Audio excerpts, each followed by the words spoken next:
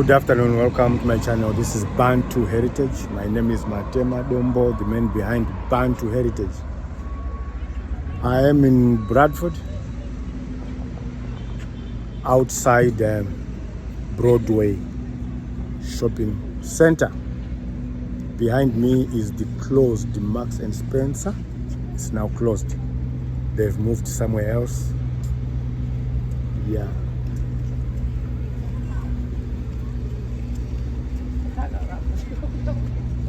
So yeah, when I just want to share with you my experience as a vlogger. On my last clip, when I was with my family having a walk downtown Bradford, we went through Centenary Square, doing my vlogging, having fun with my family, having lighter moments. And then I went into Broadway Shopping Center while I was filming with my phone. I was filming on my phone, and then a security guy stopped me and said, filming is not allowed in the shopping mall. And immediately I turned off my camera. So he said I have to delete the footage. To which I said to him, well, you have told me to stop, and I've obliged. I've switched off my camera straight away. So there's no malice, nothing else. It's just a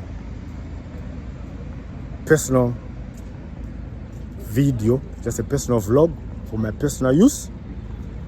And then we parted ways. But the guy went to his senior Sajid or whatever. So when you went to his senior, he followed. At first he came after me when I went into a certain shop. He said, well, I've spoken to you about filming not allowed in the mall. So what you have to do is we have to delete the footage. I said, well, you told me to stop, and I stopped. And the footage I took was from outside, and it's only the very short part which I took in the shopping mall, so I cannot delete my footage because there's nothing malice about it. I explained to him why I was checking the footage. So, well, we parted ways, and then I was roaming around the shopping mall, Broadway shopping mall. I went into a clothes shop, and they followed me in there now. That's when he brought his senior. They said, well, what you've been doing, it might be reconnaissance or surveillance. And then they even mentioned things about terrorism. And then I said, look guys, am I committing a crime by filming? Because filming is not a crime. I entered this mall, and you told me it's not allowed, and I switched off my camera immediately. So it means I've obliged and I've complied to your orders. So I don't see why you are escalating this. And then, okay, they then said, well, you have to give us your details. I said, no, you guys, you're security officers. I respect your jobs. I respect your positions. With all due respect, you have no right to ask for my details. What do you need my details for? They said, because you've entered and you've been filming in here. I said, even if that is the case, you cannot ask for my details. I refused to give them my details because I was not breaking the law. As much as I was taking a footage in the mall, even if they don't allow it, I was trespassing. That was my interpretation. And when they told me that I was trespassing, I stopped. So for me, it ends there. But these guys went on to call a police officer. They came back into this while I was in this shop. Then they said, well, look, we want your details. I said, no, you have no right to ask for my details as security officers. I have not committed a crime, and you as security officers, you don't need my details. I trespassed by filming, and when he told me, I stopped. Then the police constable, I suppose, he said to me, well, he took off out his notebook, and then he said, you have to give us details because there's a lot of under the Terrorism Act. And then I straight away challenged. I said, terrorism? What are you saying? I was filming outside this mall. I even said to him, when I was in Centenary Square, there is a police museum. I was filming outside the police museum. And then I come into this shopping mall, and you tell me the clip or the footage which I have taken inside this mall can raise suspicion of terrorism. Is that making sense? When I said that to the police officer, that's when I think he discovered, well, I'm not being moved, I'm not panicking, I'm not being rough, but I'm being cooperative, and I'm just telling them that it's just a vlog for my personal use, which is not a crime. So you don't need to ask for my details as a police officer just because I've been filming. Because if you go outside, everyone is filming. Because everyone with a mobile phone is a potential journalist. So in this country, filming is not an offense or is not a crime. I can only give you my details when you suspect that I am about to commit a crime. If you can articulate that suspicion, then, well, I can give you my details. Because suspicion alone is not enough for a police officer to request details from a private citizen. So I then said to him, well, I cannot give you my details, but there's no reason why I should give you my details. I can only give you my details when I'm breaking the law, or when I broke the law, or when I am about to break the law. So filming is not an offense, breaking the law. I did trespass in this mall. When they told me, I stopped my footage.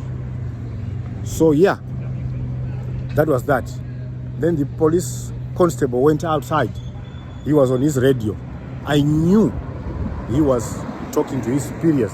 But now, thanks to the guys, especially in the United Kingdom and United States of America, who are going out filming, doing what they call audits, trying to ensure that people exercise their rights to film in public. Because I think the police and security people have been abusing their authority by refusing people to exercise that right. So with that knowledge in me, I then said to the police officer, you cannot check my details because I've not committed a crime. You have not suspected me of about committing a crime. You were called by these guys. You did not see me doing anything wrong. And I explained to these guys that what I am doing is for my personal use, for my vlogging, which I don't even need to explain to you, but I'm just being courteous. I'm just exercising courtesy to allay fears or your fears. And then they said, well, we're just doing our job. I then said to them, well, if you are doing your job, you have to do your job within the law. I did not break the law. And what I'm doing is within the law. So I will not give you my details because I have not committed a crime or I'm not about to commit a crime.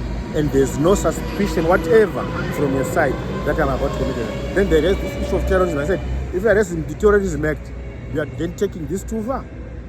Are you then now saying if I go, my footage outside is a Terrorism Act, then I think there I called them flat-footed. That's when the police officer went out, called his superiors. Then he came back and said, well, he was very honest. He said, I called my superiors, I communicated with them. They said, you're not committing any crime, you're allowed to film, you're allowed to do filming. It's not a crime, but well, it would be good for you just to give us your details so that because these guys have reported. I said, we have reported that you have been filming inside the mall.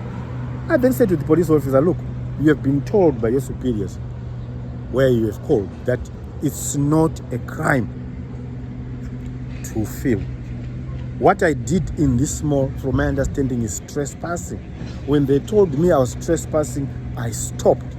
If you raise this issue of terrorism, do you? But the time he came back, he was not talking about terrorism. He said, no, it's not about terrorism. It's about that we are on camera now. We can circulate your footage around the country and say, be aware of this man. I said, whatever, if you do that, you'll be breaking the law. Because I did not break any law. So you cannot circulate my footage around the country to other police, because everyone outside there is taking pictures. So you cannot say taking pictures is a crime, which warrants my footage to go around the country and alert all police around the UK just because I was taking a footage, or I was vlogging with my phone. It's ridiculous. You are infringing on my rights. I've got the right to film anywhere in public. So you cannot break the law on me. So when I did that, the police officer said, no, it's your choice. You can give us your details, but you cannot force to give your details. I said, did you have answered yourself? You have been told by your superiors. I did not tell him, but I said in my mind, I thought in my mind, this guy is just now climbing down as a police officer. He came challenging me to give my details. I refused, and I challenged him on the law side to say the law doesn't allow it. But as a constable, he was doing it. So at least today, I want to thank those vloggers who are going around the UK, around America, who are, especially in the United Kingdom where I live, who are challenging this police abuse of power, and these security guys who are also abusing their power. Both ended up saying, oh, we are just doing our job. We're just doing our job. I said, well, you do your job within the law. You might have procedures for this company, but that's not the law. You did trespass me by telling me I'm not allowed to take footage, and I stopped. So, right, I did put this vlog out just to share with you the challenges we meet when we go around shooting these videos. But knowing the law is very important, because we have to do it within the law. And I made sure that what I was doing, or whatever I do when I'm in public, I do it in the confines of the law. So yeah, that's what I wanted to share with you. I will continue to shoot in public, lawfully exercising my legal rights as a citizen. I hope you have enjoyed my vlog, or have enjoyed this clip. Click on this subscribe button, Bantu Heritage. My name is Matema Dombo, the man behind Bantu Heritage. Keep on subscribing, keep on sharing. Let's grow the channel. Put your comments so I hear what you say. For now, that was what I wanted to share. But my first encounter with law enforcers, and I won. I hope you've enjoyed the footage. Subscribe to Bantu Heritage, share and like. Thank you very much.